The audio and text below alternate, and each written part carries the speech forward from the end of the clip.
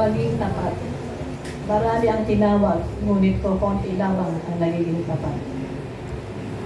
Amen. Morning mga kapatid. Talagang maraming tinawag, subalit konti lang ang tapat. At ang mga tapat, yung mga conqueror in Christ. Yun yung mga, alam nyo, nung araw, kahit hanggang ngayon, alam mo, may isang bagay tayo na napakahirap supilin. Yung dila, talagang wala kang makakasupil nun, kahit Kristiyano ka pa. Nung unbeliever tayo, hanggang ngayon, hirap na hirap tayo, alam nyo kung ano? Self-control. Napakahirap kontrolin na sarili. Kaya ang ginawa ng Diyos, binigay ang Espiritu Santo, dala yung bunga ng self-control. O isang example, papakita ko sa inyo na napakahirap ng self-control. Pagkain. Lalo na yung may diabetes na. Ang daming bawal niya. Pero tinan mo, kakain pa rin at kakain niya ng gusto niyang kainin. Isa ako dun eh. Ano ako dun eh, may yakul pa. Pre-diabetic ako pero kumakain pa rin ako ng halo-halo. Kaya lang, hindi naman lahat. Ang kinakain ko na lang chocolate, dark chocolate. So, ang hirap control kasi lahat ng gawa ng tao papunta sa tiyan. Hindi nyo napapansin yun? Pag marami kang pera, sabihin mo agad sa pamilya, o saan nyo gusto kumain? Diba? Tiyan. Kaya meron Diyos, Diyos ang tiyan eh. Kaya sabi ni Kristo, kaya lang kayo sumunod sa akin dahil sa 5 tinapay at 2 isda. Diyos nyo yung tiyan nyo eh. Maraming pumapatay ng tao, nagpo-prostitute para makakain lang. Diyos ang tiyan. Yan ang napakahirap kontrolin ang self-control. Pero salamat sa Diyos, may Espiritu Santo binigay sa atin at nakokontrol na natin ang ating sarili. Alam nyo kung ano yung nagpapaligaya sa tao? Nadaig pa ang droga. Ito'y mas addictive kaysa sa droga. Alam nyo kung ano? Sugal. Kasi na-experience ko rin yan. Alam nyo kasi pag nagsusugal tayo, masayang-masaya tayo, maligaya, kahit natatalo ka. Sugal ka pa rin ng sugal, masaya ka. Bakit? Kasi nagsisikret ang utak natin ng endorphins, ng dopamines, serotonin, oxytocin. Yan ang mga good, hormones ng brain. Maligaya ka kahit talo ka, masaya ka pa rin eh. At ang nagsusugal, alam nyo, hindi siya makapagsusugal na wala sa talagang pera. Magnanakaw siya para makapagsugal. Napakahirap kontrolin yan. Kasi bata pa ako, yan ang naging buhay ko, sugal eh. Kaya alam ko, napakahirap kontrolin niya. Naubos ko nga yung lahat ng mga pilak ng nanay ko na kasi nung araw, di ba pinasok tayo ng Amerikano dito? Bumaha ng barya ng mga silver coins. Yung iba, binibili yun ng mahal. Alam nyo, 2 bagyo kasi may tindahan ng nanay ko dyan eh. Siyempre, pag bumibili nung araw, naiipon niya yung mga silver coins. 2 bag, naubos ko yun. Kaso sugal. Pinapalit ko sa palengke yun. Times 10 yun eh. Yung Diyos mo, times 10. Naubos ko yun, kaso sugal. Napakahirap. Tingnan niyo yung mga sabongero hanggang ngayon, di pa nasusolve ang kaso. Di ba nga online sabong yung iba nun? Ang daming nagbebenta ng bahay. Nasisira pamilya dahil sa sugal. Napakahirap kontrolin ang sarili dyan. Pero ako, sa awa ng Diyos, dahil may Espiritu Santo, nakontrol ko yung sugal. Kasi adik ako sa sugal eh. Pag-gising ko pa lang sa umaga, pinaplano ko na kung saan ako pupunta eh. Kung saan ako magsusugal. Alam niyo yun, di ba, ang pinakamahirap kasing awatin sa buhay natin yung bisyo. Yung ABS, di ba? Alak, babae, sugal. Sa akin, hindi ABCD. Alak, babae, card games, drugs. ABCD na. Hindi lang ABS. Tsaka babae. Yan ang mga bisyo na napakahirap iwasan yan. Pero sa awa ng Diyos, pag may Espiritu Santo ka na, lahat yan makukontrol mo. Pero meron ka isang bagay na dapat hingin sa Diyos. Alam niyo kung ano? Determination. Kailangan humingi ka ng tulong sa Diyos. Kasi kahit may self-control ka na, wala kang determination, hindi mo pa rin makukontrol sa sarili mo. Kaya sa awa ng Diyos, dala ng Espiritu Santo yung self-control, binibigyan tayo ng determination. Na pagpapasyahan mo talaga, magiging matatag ka sa pananampalataya. Kasi nalulugod lang ang Diyos sa sumasampalataya. Pag hindi ka sumasampalataya kaya mo, hindi mo makakaya. Kailangan determinado ka, kayanin mo. Lahat ng bagay magagawa ko dahil kay Kristo Jesus na siya nagpapalakas sa amin. So yun ang ginagamit kong word of God. Kapag nararamdaman kong hindi ko na makakaya o makokontrol, kasi kailangan lupigin ng ang laman eh. At si Kristo nakalupig ng laman. Magkaroon kayo ng ganito sandata ng kaisipan, sabi sa 1 Peter 4:1, na kay Kristo Jesus, nagbata sa laman at napatigil ang kasalanan. Kailangan determinado tayong mabuhay sa bagong pagkatao. At mabubuhay ka sa bagong pagkatao kung meron kang bunga ng Espiritu Santo na magmamanifest sa iyo. At ang huling-huli ito, self-control. Kasi we must live in moderation. Lahat ng bagay na sobrang masama, wala kang self-control. So magiging masama resulta. So kaya ang bunga ng Espiritu Santo na dulo-dulo, self-control. You have to control everything like God. He is in control of the universe. Hindi naman siya taong katulad na natin kahit na nag-i-decision tayo, nangangako tayo, hindi rin namin nagagawa. Bakit? Kulang sa determinasyon eh. Yung faith natin, hindi gumagana. Mga umiinit eh. Tapat mo sa kahit umiikot, iyan mo lang yan. Thank you. Sabi ko, bakit nag-iinit? Wala pala, hindi ko pala nailagay yung electric fan. So, balin tayo mga kapatid. Sabi sa 2 Timothy 1:7 na ganito. Sapagkat hindi tayo binigyan ng Diyos ng espiritu ng katakutan, kundi sa pakapangyarihan at ng pag-ibig at ng kahusayan. Sa King James Version, because we receive not the spirit of fear to battle, but of boldness, love, and a sound mind. Sound mind, ibig sabihin, you have a clear mind. Alam mo kung ano kukontrolin mo. Ang sound mind kasi, alam mo kung ano pipigilan mo eh. Kasi kung hindi sound ang mind mo, madadali ka na sa tanan. Hindi mo alam, gumagawa na yung dating pagkatao mo, hindi mo alam, kasalanan na ginagawa mo. Kasi hindi clear yung mind mo. Kaya ibinigay ng Diyos yung espiritu ng sound mind. Sa ibang salin yun, self-control lang nakalagay dun. Pero tinignan ko sa King James sound mind, pinaubawan na lang sa akin ng Diyos, magkakaroon ka ng self-control if you have a sound mind. Kasi kung hindi sound ng mind mo, hindi matino isip mo, hindi mo makukontrol. At makukontrol mo lang yan sa tulong ng Espiritu Santo. Wala tayo magagawa. Apart from me, you cannot do anything. Yung mga unbeliever, tinan mo, may mga self-control din yan eh. Pero kung walang Holy Spirit, nagugumon sila. Diba? Talagang nagpapakamatay. Nagnanakaw para lang makapagsugal. Yung droga, kaya pang pigilin. Nagpihigil ko ng 3 buwan ng droga eh. Kaso bumalik din ako, hindi rin napigil talaga. Kasi sarili ko eh. Pero nung manampalataya na ako, nasa akin ng Espiritu Santo, binigyan ako ng kapangyarihan ng Diyos at i-control ko yung droga. Ang pinakamahirap yung dila. Sabi ng Bible, walang nakasupil ng dila kahit sino mang tao. Si Jesus Christ lang. Wala. Hindi ka pwede magyabang na nakokontrol dila mo. Hindi. Magsasalita, galitin ka lang ng anak mo, asawa mo, kung ano nasasabihin mo. Saktan ka lang niya o sabihin ka na masama kung ano nasasabihin mo. Diba? Walang nakakontrol ng dila kahit sino man tao. Kaya tayo tinutulungan ng Diyos na makontrol natin ang ating sarili. Binigay ang bunga, Galatians 5:22.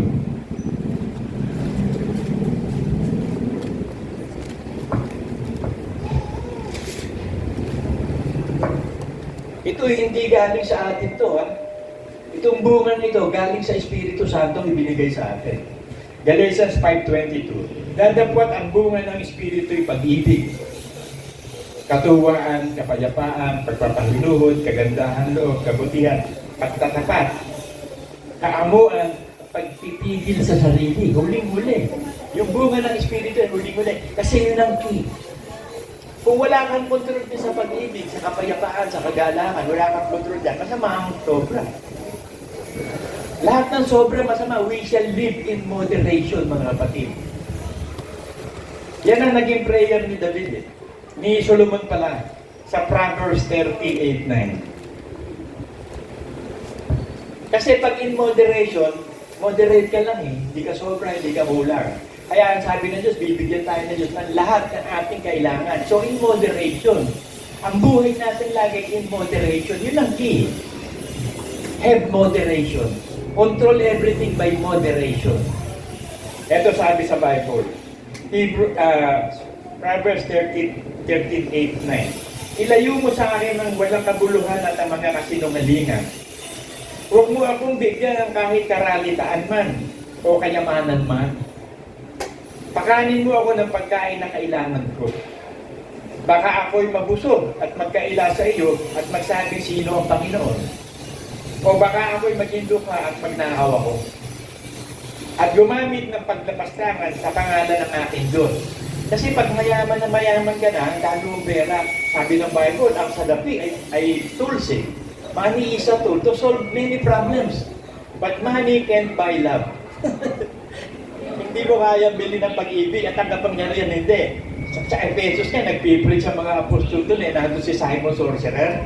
Kilala siya doon na magician, ang galing eh. Eh nung makita niya yung mga apostol, iba yung power eh.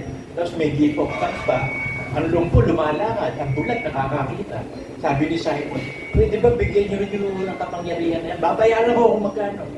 Sabi sa kanila ng apostol, hindi mo nalalaman sila. Sabi mo, sana patawarin ka ng Diyos sa pagkakasala ko yan. Hindi nabibili ang lahat ng bagay ng tungkol sa Diyos. Ito yung gift of God, kusang loob na binibigyan ng Diyos sa mga anak niya lang. Ngayon yung mga anghel, talagang binigyan ng permanent powers yun.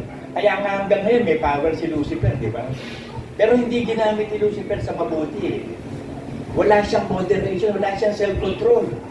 Hindi na-control ni Lucifer ang sarili niya. Ginusto niya maging Diyos. Hindi siya nakontento sa buhay na, okay na buhay lang. Dapat, you have to live in contentment. Yan ang susi, in moderation. Kasi pag nasa moderation ka, contented ka. Sabi sa Philippians 4:11.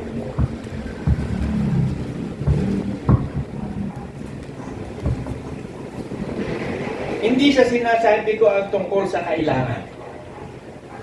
Sapagkat aking natutunan ang masigahan sa anumang aking pinaroroonan. I am contented in whatsoever state I am. Marunong akong magpakababa at marunong naman ako magpakasagana. Sa bawat bagay at sa lahat ng bagay, natutunan ko ang lihim.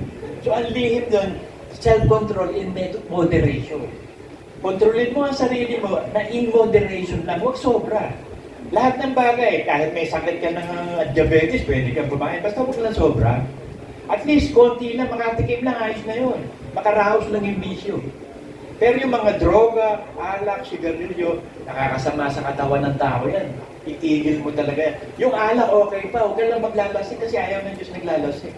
Uminom ka, okay. Pero usually, ang inumin mo, yung mga grape juice na lang. Huwag na yung alcoholic drink. Si Jesus was uminom ng alak yun eh, pero hindi, walang alcohol. Kita mo yung ginawa niyang alak sa Kanaan, di ba? Walang alcohol yun, hindi naman na-fermented yun eh. Automatic, alak na yun eh. Ano sabi ng administrator? Marami na ako napunta ang kasalan. Sa bandang huli, paglango na mga tao, ang binibigay, masamang alak na eh. Kangilan. Pero dito, habang tumatagal, sumasaran na. Bakit? Gawa ni Jesus Christ yung alak na, hindi naman alcohol yun eh. Ano lang, grape juice lang yung ginawa ni Jesus, kaya masarap yun. Ako nga nakabili sa Shopee, mura, 3 eh. Grape juice, sparkling grape juice. Kasi minsan nag-o-offer doon, makakamura. So okay yung mga fruit juice niya, okay sa katawan niya eh. Yung alak okay din, basta 7% lang ang alcohol. You have to have self-control. Kasi wala tayong control sa sarili. Malalaman mo yan sa pagkain mo, di ba? Pag nalagyan ka ng bagnet, tapos yung lahat ng mamantika, matataba, kain ka na kain. Pang high blood, sobrang tamis, pang-diabetes. Yan ang sakit ng Pilipino, lahat ng mga tao sa buong mundo, high blood, tsaka diabetes. Kasi walang kontrol ng tao talaga dyan. Tsaka yan laman, sex. Alam niyo ba napakahirap kontrolin ng sex? Alam niyo ba na ang fornication, adultery, sumisira ng kaluluwa? Sabi sa Proverbs 6:32.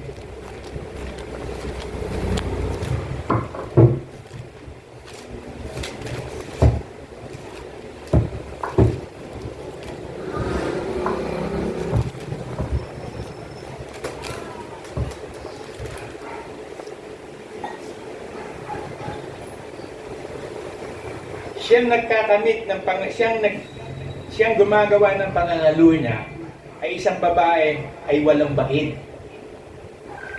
At ang gumagawa ng iyon napapahamak sa kanyang sariling kaluluwa. It destroyed the soul.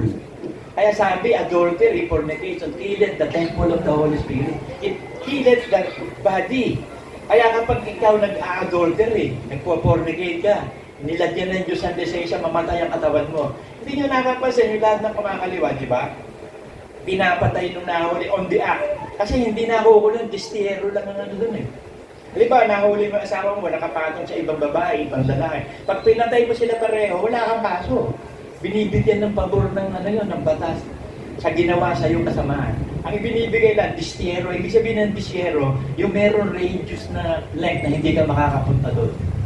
Bawal ka pumunta, di ba, 75 kilometers from the radius, hindi ka pwede pumunta, distiyero ka doon. So yun lang. Kaya yung iba, kapag alam ang batas, pag nahuli yung asawa at yung kabit, pinapatay na niya. Kasi walang kaso, walang penalty, distiyero lang. Bibigyan ka na, parang si Semei. Binabato ni David yan eh. Si Semei ng tingka, no? Yung mga lupang buo-buo, sabi ni Joab, patayin mo na, Haring David. Sa bahay sa iyo, hindi wag. Noong panahon ni Solomon, pinarusahan niya ng distiyero. Hindi siya pwedeng lumabas sa lugar niya, sa bahay niya, ng malayo ng ilang kilometers. So yan, so hindi pinatay ni Solomon si Semei. Kasi nga, yun ang ibinigay na batas. Pero nakita ng mga tauhan ni Solomon, si Semei, nakita ko lumampas doon sa ibinigay natin danger line. Hanggang nung papatayin niya, pinatay si Semei ni Solomon. Lumabag sa batas na, binigyan na siya ng chance eh. Kasi nung una, kakampi niya si David eh. Tapos nilabanan niya si David. Eh ang nangyari, kumampi naman siya kay Solomon. Eh kaso talagang makasalanan si Semei, kailangan patayin. Kaya ayun, namatay siya. Ang hirap ng self-control, hindi na-control ni Semei yung sarili niya rin eh. Magsabi kayo sa akin ng bagay na kontrolado niyo talaga na kaya-kaya niyong kontrolin. Ako, magsasabi na ako kasi nangyari sa akin to, adultery. Na-control ko. Kahit ang dami yung pinagnanasa sa katawan ko, na-control ko yun. Kasi ang dami, ang babae niya, sandali lang eh. Singko lang yan, talaga ng babae. Lalo ang babata pa. Puro fornicator lahat. Pero kung gusto ko maligtas, kailangan ko iwasan to. Tignan mo si Joseph. Nung mapunta siya sa Egypt, di ba? Meron siya ron nagagampanan. Yung asawa, si Nefertiti. Yung asawa nun, magiging pero. Yun ang pinaglilingkuran ni Joseph. Sinisidyos siya lagi ni Nefertiti. Araw-araw sinisidyos siya. Ayaw niya. Kasi nandun ang Holy Spirit kay Joseph eh. Hindi siya gagawa ng kasalanan. Sabi niya, lalong-lalo na, napakabuti ng amo ko sa akin. Hindi ako pwede, lumayaw. Ikaw mo gustong-gusto siya nung asawa niya. Si Nefertiti. Gumawa ng plano. Hinihikaya. Eh ayaw talaga ni Joseph. Ang ginawa, tinanggalan ng damit si Joseph. Tapos nagsisigaw.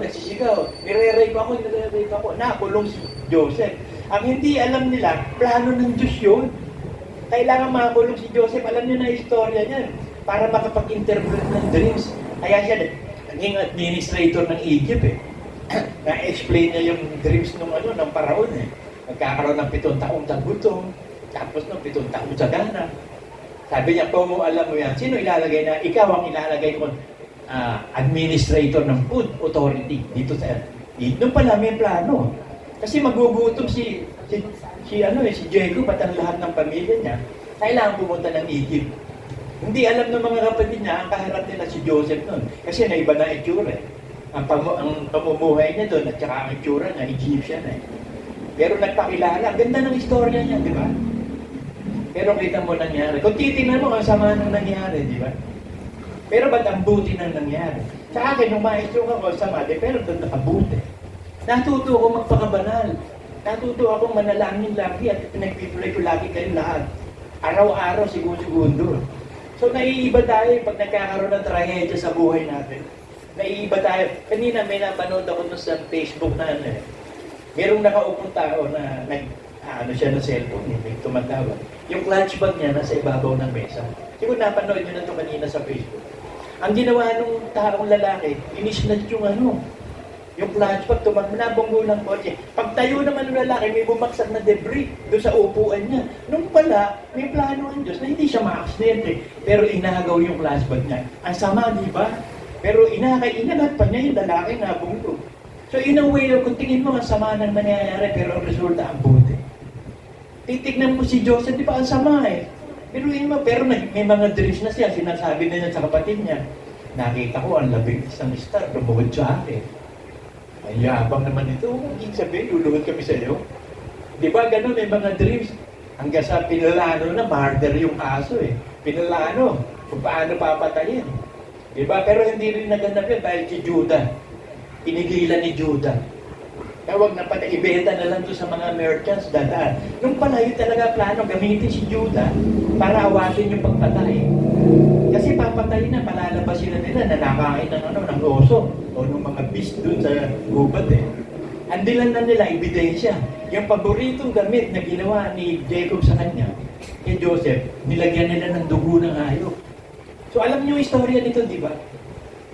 So, napakatindi ng self-control ni Joseph. Si Solomon ang walang self-control. Umabot ng 1,000 babae. At alam niyo ba na ang gustong-gusto ng mga fallen angels, yung sex. Kita mo, nakita ng mga fallen angels na ang gaganda ng babae.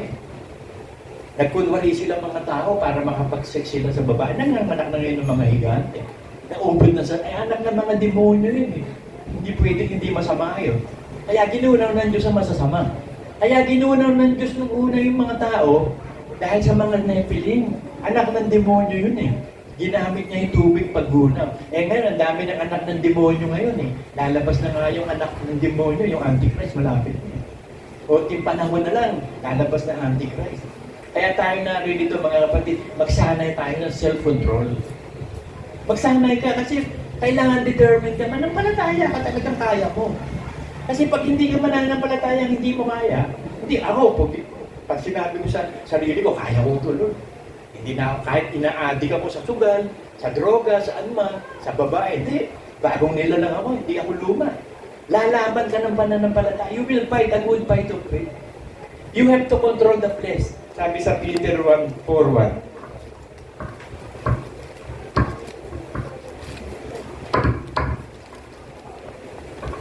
Kasi sino ko-control sa iyo? Ang Espiritu Santo. O paano ka kukontrol ng Espiritu Santo? Bibigyan ka ng determinasyon ng pananampalatayang gawin yun. Pero kailangan ka manampalataya.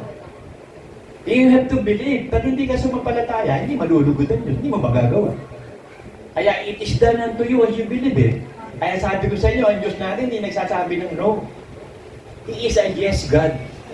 Kahit ano sabihin mo sa Diyos, sabihin lang ng Diyos sa iyo, yes. Hindi siya nag-no-no, hindi siya negative, positive siya. At walang division sa kanya, addition at multiplication siya. Wala siyang subtraction, walang division. So, kinakailangan magsanay tayo sa laman. Na maawat ang gawa ng laman. Ito sabi, 1 Peter 4:1. Kung paano nga si Kristo'y nagbata sa laman, ay magbata na rin kayo ng gayong pag-iisip. Sapagkat siya na nagbata sa laman ay nagpatigil sa kasalanan. Kasi ang kasalanan, nananahan sa ating katawan. So ano pipigilin mo para hindi makagawa ka sa di yung katawan? Ano yung katawan? Laman. Yun yung ating outside self. Yung inner self natin, yun yung espiritu natin banal. Yung outside self natin, outside man natin, ito laman. Nandiyan ang lahat ng kasalanan na kahit hindi mo utusan yan, gagawa yan. Yan ang instrumento ni Satanas, yung katawan natin. Kaya sinolve na ng Ama yan eh. Kapalitan na yung katawan ng glorified body. At ang unang glorified, si Jesus Christ. Siya ang panganay ng mga panganay. Natalo na ang kamatayan sa pamamagitan ni Kristo. Pero ito, kailangan talagang literally tapusin ni Kristo ang kamatayan sa rapture. Pag nag-rapture, wala nang mamamatay. Yung mga patay, mabubuhay. Maririnig ng mga bangkay ang tinig ng Panginoong Hesus. At tatayo sila sa kanilang mga nicho at papalitan ng katawan nila ng glorified. So, pero kailangan magkaroon ng self-control, mga kapatid. Self-control ang pinaka-importante.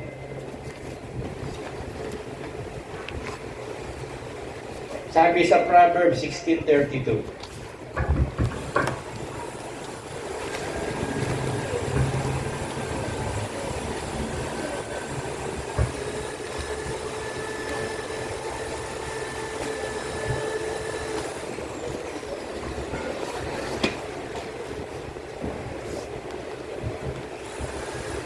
Siyang makupad sa pagkagalit ay maigi kaysa makapangyarihan. At siya nagpupuno sa kanyang diwa ay maigi kaysa sumasakop ng mga bayan.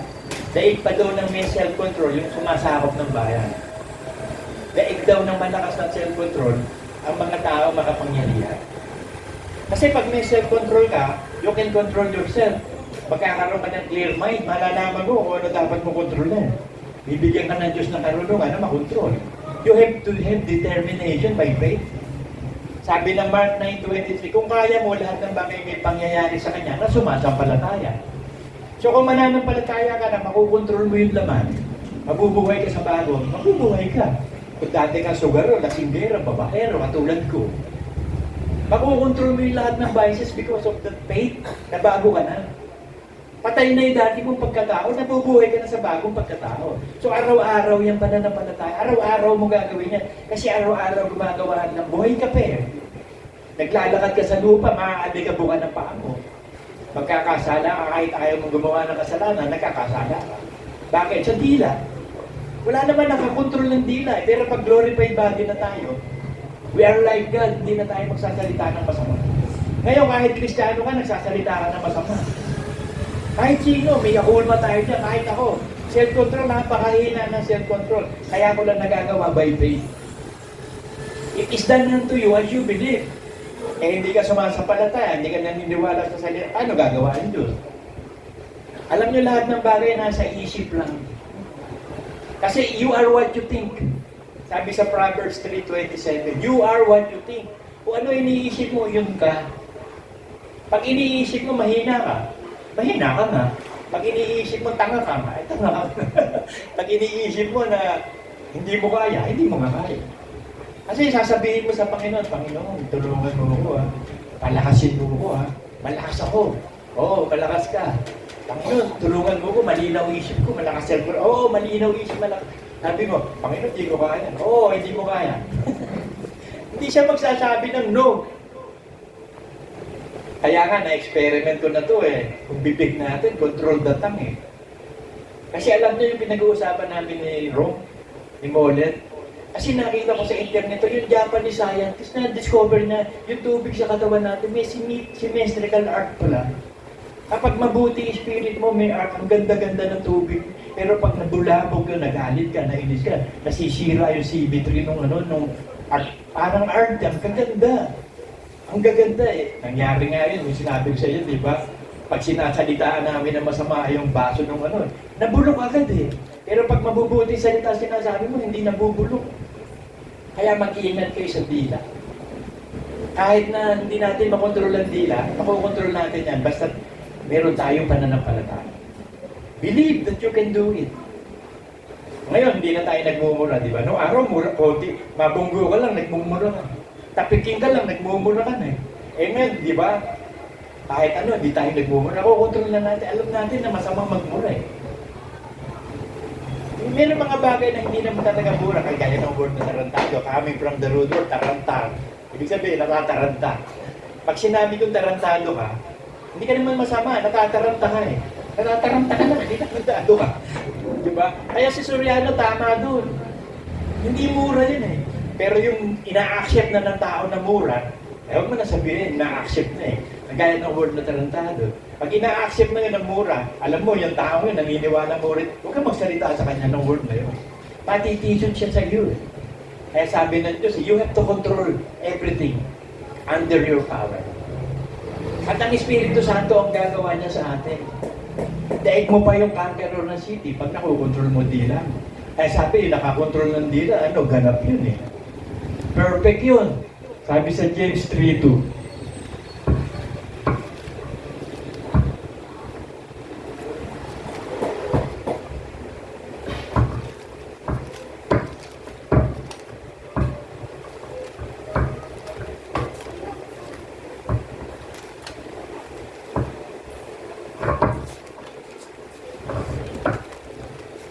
Sapagkat sa maraming bagay, tayong lahat ay natitisod.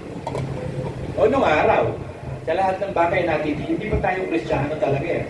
Pero pag tunay na Kristiyano ka na, nasa iyo Espiritu Santo, hindi ka na matitisod kailanman.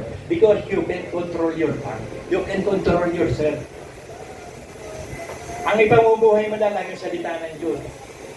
Kung paano namatay si Kristo sa atin, ganun din tayo. Pagtiisan tayo, accept one another, love one another.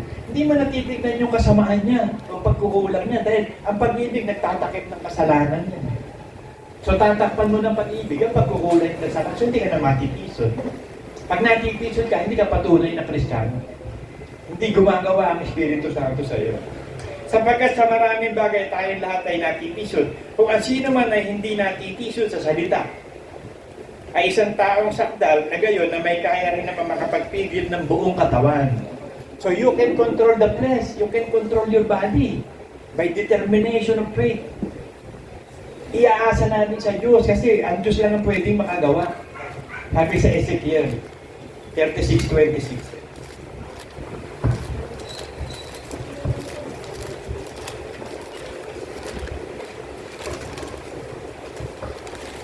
Kasi pag na-born again na tayo talaga, makakagawa na ang Diyos sa atin. Kasi siya yung gagawa. Sa pagnanasa at paggawa, ang Diyos ang gumagawa at nagnanasa. Meron kasabihan, nasa Diyos ang awa, nasa tao ang gawa. Mali. Nasa Diyos ang awa, nasa Diyos din ang gawa. Bakit? Eto, nakasulat sa Bible. Philippians ba yun?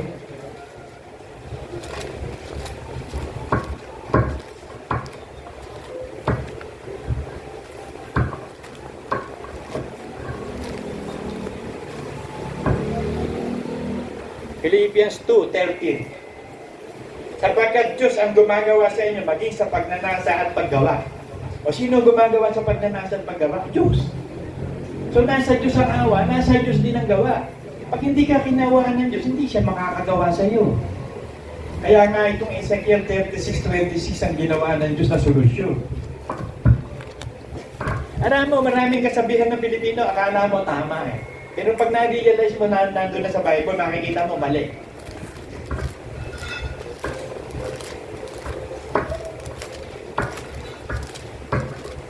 Ezekiel 36:26. Bibigyan ko rin naman kayo ng bagong puso. O sino magbibigay ng bagong buhay? Kasi yung puso, dinadaluyan ng buhay. Kaya pag sinabing puso, at puso ng tao, buhay ng tao. Kasi pag sinisip puso puso yan na yung tumitibok na puso ba? Ano yun? Puso yun? Yung buhay mo. Bibigyan tayo ng bagong pagkatao, bagong buhay. Lalagyan ko ang loob ninyo ng bagong diwa. New spirit. Bakit? Suwa yung spirito natin eh. Ano ginawa? Justified. Hebrews 12:32. Ang mga tao na panganay ng mga panganay sa iglesia ay ginustified ang espiritu. So ang binanan sa atin, espiritu. Ngayon, yung espiritong banal, kailangan mabanal yung kaluluwa. Kasi yung katawan, walang solusyon eh. Kailangan i-glorify. So, nandun na tayo sa paraan ng pagpapabanal sa kaluluwa. Kaya mag-iingat ka sa fornication at saka adultery, sumisira ng kaluluwa yan. Yan ang mga kasalanan na napakatindi niyan. Ang hirap awatin yan eh. Halimbawa, nasa loob tayo ng isang kwarto, mayroong babae napakaganda, o kaya lalaki napakamacho. Tapos sinisudyos ka, pag hinaligyan ka na yan, dumigay ka, wala na. Ano na? Pero kung umalis ka ng kwarto at lumayo ka, hindi ka na magagawa na paraan ng masidyos. Katulad ni Joseph, tumakbo. Si Joseph natakbo kay Nefertiti, hindi siya tatakbo. Ang ganda nun. Parang prinsesa yun, naging reyna eh. Ang ganda nun. Tumakbo siya, kaya hindi siya kaya nakatakas sa kasalanan si Joseph. Tumakbo. Si Solomon hindi natakbo. Sinunggaban yung 700 pinakasalan. Kumuha pa ng kabit na 300, 1,000. Biruin mo yun, 1,000, 365 once a day na lang ang isusupply mo sa baba. Di 1 taon, di mo maaabot yung 1,000. 3 taon? 3 taon yung 1,000. O kahit anong fornicator ni Solomon, hindi niya mabibig. Kaya kakabit yun. Kaya naglagay ng eunuch. Alam niya yung eunuch. Yung mga eunuch, hindi makakabuntis yun eh. Tinatanggalan ng yapols. Ngayon ang ginagawa nun, kapag aalis si Solomon, naglalagay ng mga eunuch sa asawa niya. Kasi hindi niya makukontrol mag-sex eh. Naman yun eh. Hindi mabuntis. So sa mga babae naman, naglagay ng chastity belt. Alam niyo yung chastity belt. Yung panting bakal na may susi. Ang ginagawa ng asawa, pag umalis, sinususian ng panty yung asawa niya. Kasi ang hirap kontrolin ng sex. Para makontrol, lagyan mo ng bakal na panty na may susi. Eh kaso kung may duplicate yun, makakalulot pa rin yun. So ganun eh, ang hirap kontrolin yan mga kapatid. Iski ako, kaya ako, ang sinabi ko sa inyo na iwasan ko lahat yan. Kaya kilala ako ni Becky pagdating sa babae. Hindi ko konting laman, konting sarap. Hindi ko pagbibili ka, luluwa ko dyan. Kahit sino ka pa. Kahit ikaw na pinakamagandang model sa buong mundo. Hindi ako papayag na mapunta ng iba. Sayang, biruin mo, tagal nating nagtiyaka. Tapos isang kapirasong laman, talo. Eh kapirasong laman, parehas lang naman yan. Ano ba yan? Ganon din yan. Yung iba nga lang maganda, yung iba pangit, ganon din yan eh. Pangit na maganda, yun pa rin yun eh. Kahit sa lalaki, kahit pogi, pangit, yun pa rin yun eh. Ganon pa rin. Ay yung mga babae naman kasi iba naman eh, nagpa-fantasy. Kung ano sa isip nila. Yun din yun eh. Pakitapat mo nga, nag-iinit ako eh. Pakitapat mo yan. Yeah. Punta tayo, balik tayo dito sa sa Ezekiel 36:26. Bibigyan ko sila at lalagyan ng bagong diwa o di justified spirit na, meron ka na. Banal na espiritu mo, hindi na suwail. Dati suwail, anak ng demonyo, anak ka na ng Diyos ngayon. Born of the Spirit ka na, pinakanak ka ng espiritu, ama ng mga espiritu. At aking aalisin ang bagong puso sa kanilang katawan. So aalisin yung dating pagkatao. Paano naalis? Ipinako sa krus. Kasi hindi naman maalis yung dating pagkatao. Nasa katawan yan eh. So ano ginawa? Ipinako yung katawan ni Kristo sa krus. Kasama yung mga dating pagkatao natin. Ang solusyon ng Diyos, ipako yung dating pagkatao sa krus. Kasama nung katawan ni Kristo. Kasi yung katawan ni Kristo, wala namang kasalanan si Kristo eh. Eh para mamatay yung katawan, kailangan lagyan ng kasalanan. The wages of sin is death eh. Para mamatay yung katawan lupa ni Kristo, lagyan ng kasalanan. Ano yung nilagay? Binili ni Kristo ng dugo niya lahat ng kasalanan. O lahat ng kasalanan ng buo sa nilagay sa katawan ni Kristo. Ngayon, para masolve yung problema natin, ipinako yung dating pagkataan natin doon. So binigyan na tayo ng bagong pagkataan. Wala na dating pagkataan na ipako na. Ngayon, kung hindi ka determinado na manampalataya, kikilos pa rin yan. Kasi nandyan pa rin sa katawan eh. Kaya ang solusyon ng Diyos yan, alis yung dating katawan, i-glorify. Maraming solusyon ng Diyos lagi. Pag may problema, may solusyon. Lahat ng problema, may solusyon. Lahat ng bagay, may katapat yan. Kaya nga yung sinasabi ni publisher, everybody has a price. Totoo yun. Pagdating sa pera, lahat ng tao may presyo. Kaya nga, si El Chapo, kaya nga yung nabili niya president ng Mexico eh. Kaya lang may deportation law. Kaya ang Colombia wala. Hindi pinapayag ni Pablo Escobar.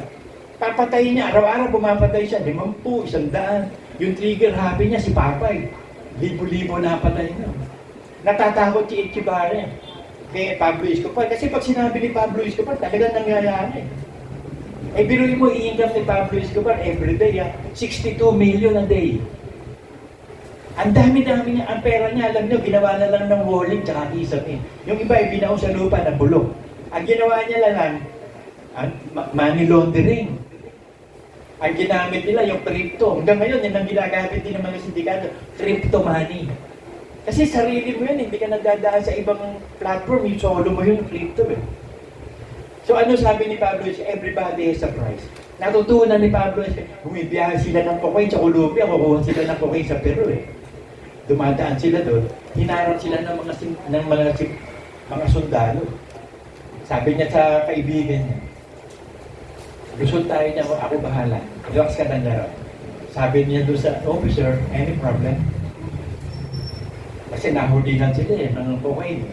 Sabi ni Pablo Escobar, masosolve naman na, di ba? Solve natin. Masosolve yan. Sabi niya, sinusuhulan mo ba ako? Sabi niya, oo, sinusuhulan kita magkano. Hindi ako nabibili, kaso yan eh. Nagsusuhol sa officer, hindi kaso.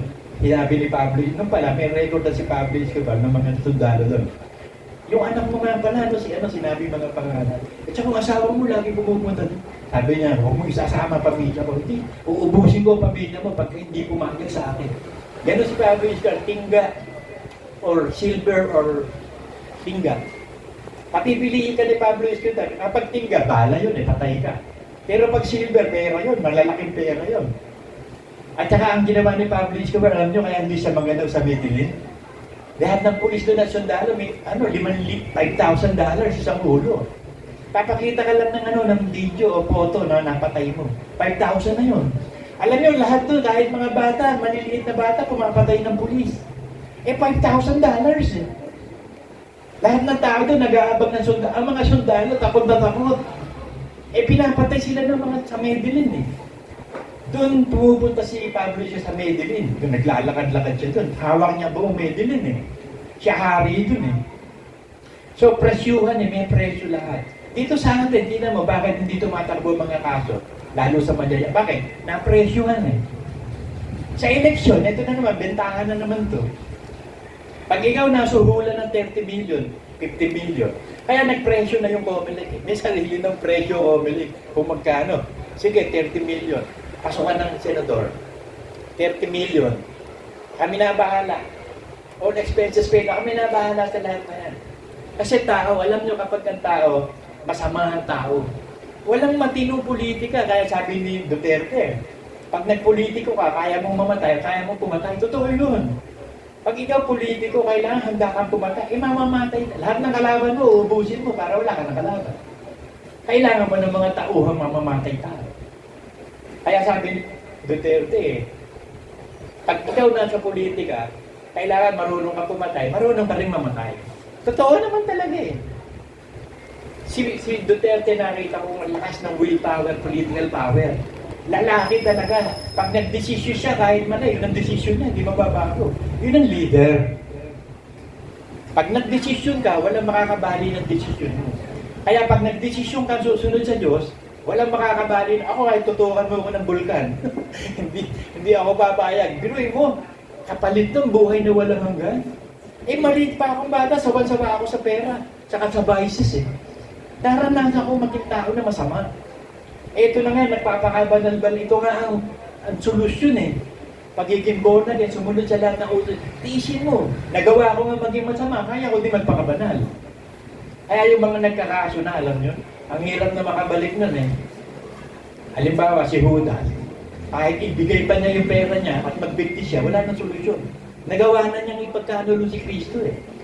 Kasi yung trust, alam nyo, trust is earned. Yung trust, kailangan magkaroon ng trustworthy ta. Pag nasira na yung trust, wala nang tiwala sa'yo. Kahit ano gawin mo, hindi naman niniwala. Nabasag na eh. Kahit idikit mo yan. Kahit yung sugat, pag nagkasugat, may paiklat pa rin yun. Yung baso, kahit idikit mo yun, kita nyo yung crack. So, paang solusyon, huwag kang gumawa ng kaguluhan. Control yourself. Kaya wala sila maiano sa akin eh. Kinukontrol ko sarili ko. Hindi ako gumagawa ng kagaguhan. No?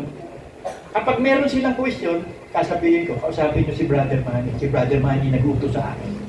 Ang instruction lagi ng Diyos sa akin, pumunta ka kay Brother Manny. Humingi ka ng counseling, humingi ka ng authority. Kaya lahat ng ginagawa ko, pupunta ako kay Brother Manny. Bakit? Siya yung sugo eh. Pag kinalaban nila yung sugo, sinalaban nila yung nagsugo. O di, sa kanya ako nagsisumbong. Pati yung pagpapakasal ko, kinontrol ni Felipe. Hindi daw kami pwedeng makakasal ni Felipe. Pati pagpapakasal, pinakialaman. Ay ko, Brother Manny, may problema tayo. Sino? Si Felipe.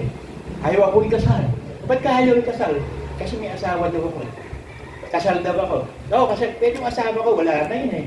Nung maging Kristiyano ko, hiwalay na kami. Hihiwalay ko pa. Tsaka bago ang sabi ni Brother, ang nakipagkaisa, bago nang nilalang. Wala na yung dati mong asawa. Bago ka nang nilalang eh. So, ikakasal ka din sa bago. So, ikakasal kayo. Pero wala akong time magkasal sa inyo. Kaya toting ka magpunta. Kay Brother Ross. Tinausap ko si Brother Ross. Brother Ross, ikasal mo daw ako, ayaw ni Felipe. Alam niyo ba na isinangguni pa ni Felipe sa propeta, hindi pa mapakasal sa akin. Tapos na naginip daw yung asawa niya. Sino ba yung asawa nun? Nakalimutan ko na sa tagal. Si Rosie, propeta Rosie, pinaakyat pa sa langit. Para lang daw tanungin kung dapat ikaw kung ikasal. Nung bumaba, sabi ni Felipe, ano sabi ng Diyos? Huwag mo daw pipigilan ng kasal nila. Pag hindi, wala ka ng relasyon sa kanya. O, ikasal lang ka dyan, ikasal. Tapos sabi ni Sister Rose, napanaginipan daw ako, nakapako sa krus. Ang problema, nakatawa ako. Ako nakapako sa krus. Pinako ako sa krus, nangiinis ako, nakatawa. O, wala siyang napigil. Ay, Brother Rose, kasal mo kami. O, sige. Bumili ko ng isang pizza pa eh. Wala naman akong pera, sweldo ko sa assessor lang. Alam sweldo pa namin, alam nyo kung magkano, 300 naman. Kaya kailangan mag-corrupt ka eh. Bumili ko ng isang box ng pizza pa, ito kami nagsalo-salo. Yung singsing, bumili ko ng singsing doon sa APA, yung plastic na singsing. Hindi naman importante, ang importante lang, mayroong singsing na maisuot. Kaya inasal kami, alam nyo, sa ilalim ng puno ng papaya. Doon kayo na Brother Phil. May puno ng papaya doon kami kinasal ni Brother. Doon kami nagsuotan ng singsing. Tapos kain kami, pizza pie na mumurahin. Yung pizza pie na vendor lang ngayon nabibili dyan na nagbe-branding. Hindi yung pizza pie na Pizza Hut o Shady sa pizza pie na mumura. Ay, ang importante doon yung kasal eh. Eh, bago naman kami kinasal ni Baby, no, talagang binusisi ko siya. Kayo, kung magpapakasal kayo, busisiin niyo yung magiging asawa niyo. Siguraduhin yung Kristiyano talaga yan, na ang basis niya, Word of God. Nagawa sa inyo na talagang, bago kami kasal ni Baby, talagang nagmanto-mantok muna kami. One-on-one. Ayun, one-on-one tayo. Sabi ko, ayoko makapag-asawa ng walang clearance eh. Gusto ko may clearance. Gusto ko itang pakasalan. Ako ba'y gusto mong pakasalan? Oo, hindi lang. Oo. So, pakakasalan kita, pakakasalan mo. Meron tayong basis. Hindi yung pag-ibig mo, hindi yung pag-ibig ko ha. Kasi yung pag-ibig mo, nawawala yun, tumatalon yun, nawawala yun. Pero yung pag-ibig ng Diyos, it never fails. Kailan naman hindi mawawala pag mamahalan natin. Kamatayan na ang maghihiwalay sa atin. Pero ganun pa man, kahit kamatayan, mahal mo pa rin eh. Nandun pa rin eh. Sabi nung iba sa akin, ba't ayaw mo mag-asawa ulit? Ayaw, gusto mo kong kumuha ulit ng batong ipupukpok ko sa ulo ko. Buti nga, nakaraos na ako sa isang batong pinupukpok sa ulo. Uulit na naman ako, hindi na. Asawa, laman lang ang habol mo dyan eh. Yung iba, companionship. Bakit? May companionship naman ako si Jesus Christ. Hindi ko na kailangan ng tao. It's enough for me. The Lord is my shepherd. I shall not want. So, Word of God ang sasabihin mong katuloy. Pumayag si Baby. Kinasal kami. Hanggang sa namatay yun, alam nyo, naiinis sa akin yung the Word of God lagi sinasabi ko. Alam niyo, bago mamatay yun, sabi niya sa akin, tama ka talaga, no, Word of God talaga, patayan. Ay, kabuti naman, naiintindihan ko. Ayun eh, nung mamamatay na. Kaya namatay si Baby, banal na tumanggap talaga sa Word. Kasi lumabas sa bibig niya, tama talaga yung Word of God. No? Word of God lang talaga. Kasi yun, alam nyo, pag Word of God sinasabi ko, yan na naman eh. Ay ko, sige, huwag Word of God. Ano gusto mo gawin natin? Gusto mo, maglasingan tayo eh. Maglasing tayong dalawa, gusto mo? Hinahamon kita ngayon, kung ano gusto mo, gawin natin. Walang Word of God, basta magkasundo lang tayo. Ano, inuman tayo, maglasing tayo. Gusto mo, dumulog pa tayo. Ay, hindi na, naniniwala na ako. O sige, pakasal tayo, nakakasal kami ni Brother Ron. Hanggang sa namatay si Baby. Till death do us part. Yun lang, katawan lang naman nahiwalay. Yung espiritu at kaluluwa, hindi. Mortal yun eh. Yung memory, hindi naman nawawala yun. Pag inalis ng Diyos, saka lang mawawala. Kahit patay ka na. Di ba yung sa ano, kay si Lazarus, saka yung rich man, wala namang katawan yun, walang utak yun. Eh, bakit nakakaintindi? Sinabihan pa ni Lazarus, nung rich man, pwede ba pababain mo yung mga kapatid ko, sabihin mo, may impyerno. Ang sagot ng Diyos sa kanya, kahit pababain pa yung kaluluwa at hindi kayo susunod sa kautusan ng Diyos, wala rin mangyayari. Kahit bumaba ang kaluluwa, kaya walang makakababang kaluluwa eh. Walang nang bumabalik na tanga na lahat. Lahat nang namatay na, natanga na. Hindi niya na alam yung lugar niya. Sabi sa Job eh. Lahat ng mga matay, hindi na alam yung bahay niya. Natanga na nga eh. So walang makakabalik. Pero yung iba, kita nyo, pag may mamamatay, near-death experience daw. Napunta daw siya sa langit, nakasalubong niya yung lola niya, yung mga nanay niya. Eh puro deception lahat yun, walang gano'n, ano. Ang patay-patay. Kapag patay ka na, rest in peace ka na. Ngayon yung peacefulness ng iba, nandun sa Hades, walang peacefulness doon. Kasi lugar ng masasama, ang may peacefulness sa ilalim ng altar ng Diyos. Yung mga tutuwid, napupunta sa langit, doon sa ilalim ng altar. Kaya sabi ko doon sa ACLJ natin, si Led Balsomo, is peace with God man. Nandun siya sa ilalim ng altar. Hinihintay na lang ang rapture. Basahin natin yung Revelation 6:9.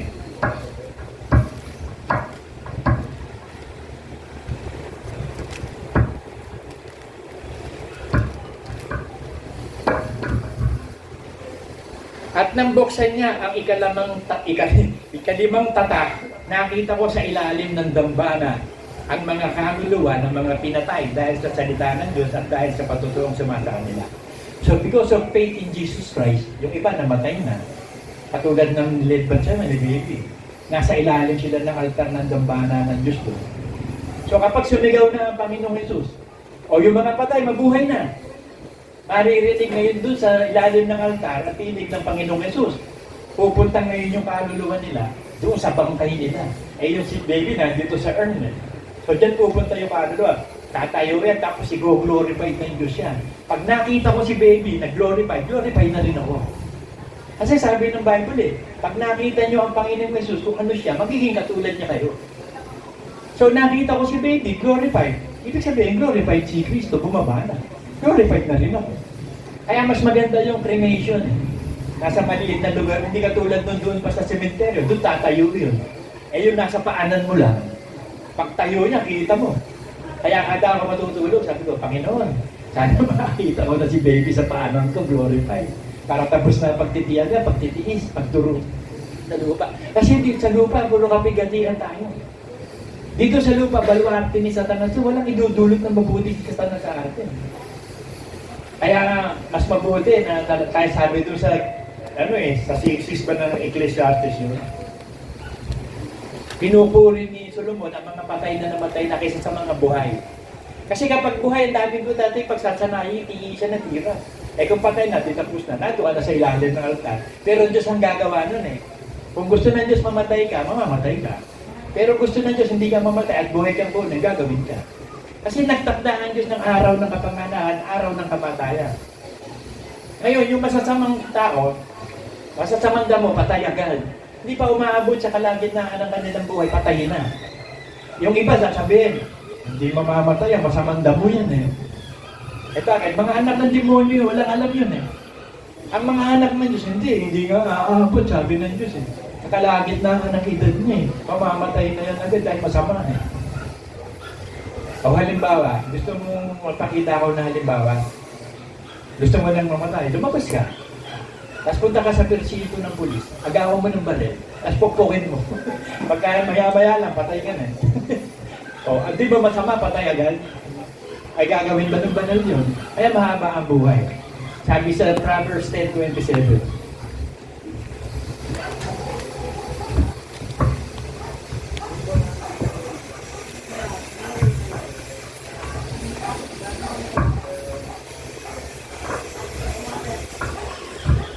Proverbs 10:27. Ang pagkatakot sa Panginoon ay nagpapahaba ng kaarawan. So para humaba buhay mo, at magkaroon ka ng long-lasting life, eternal life, matakot ka sa Diyos. Kaya sabi huwag kayong matakot dun sa pumapatay ng katawan. Matakot kayo dun sa pagkatapos patayin ng katawan, ay ibubulid ang kaluluwa sa impyerno. Kasi hindi naman mamamatay ang kaluluwa. Yung katawan papatayin. Pero yung kaluluwa, ibubuli siya. Sige ng katakutan ninyo. Kapag natatakot ka sa Diyos, ang pagkatakot sa Diyos, pagsunod sa lahat ng kanyang utos. So control yourself. Sumunod ka na lang sa lahat ng utos. Hindi naman mahirap Di ba madali lang naman, sabi ng Bible, 1 John 5:3. Ang utos ng Panginoon ay walang mahirap, madadali lang. So paniwalaan mo yun. Magsabi kayo sa akin ng utos na napakahirap. Ang pinakamahirap na, adultery. Ba't nagtagumpayan ko pa yun? Yung pagsusugal, paglalasing, napakahirap niyan. Pagdudurog, dapat natagumpayan ko because of faith. It is done unto you as you believe. Pag gusto mo na magpakabanal-banal, babanalin ka ng Diyos. Pero kung ayaw mo, hindi ka babanalin. Di ba yung nangyayari doon sa may leprosy? Sabi ng mga may ito, Panginoon, Panginoon, pagalingin mo po ako. Ano sabi ni Kristo? Ano ba gusto mong mangyari? Pagalingin mo po ako sa aking sakit. Yan din ang gusto ko. So, pag ginusto mo ang gusto ng Diyos, gugustuhin ng Diyos. So, believe, and it is done to you as you believe. Ang pagkatakot sa Panginoon, nagpapahaba ng kaarawan. Ngunit ang taon ng masasama, mangungonti. O di, masamanda mo, patay agad. Mangungonti nga Halimbawa, itinakda ng Diyos sa kanya, mamamatay siya ng 60 years old. Pagdating niya ng 30, masama siya, patay na siya. Kasi ang Diyos pa rin ang mapapatay. Bagamat sinabi niya na nagtatakda siya ng kamatayan, pwede niya rin hindi itakda. Itinakda niya lang yun. Kung aabot doon, napakasamang tao. Hindi napapayag ang Diyos na umabot pa sa pinagtatapatayin na siya. Pero issue eh. Sabi ng Proverbs, pag dumadami ang makasalanan, nag-iiyakan ang bayan. Pag namamatay ang makasalanan, nagsasaya ang bayan. So, nasa ating pananampalataya, it is done unto you as you believe. It is your faith that saves you, mga kapatid. At ang pinakamahalaga dyan, yung self-control, mga kapatid. Amen.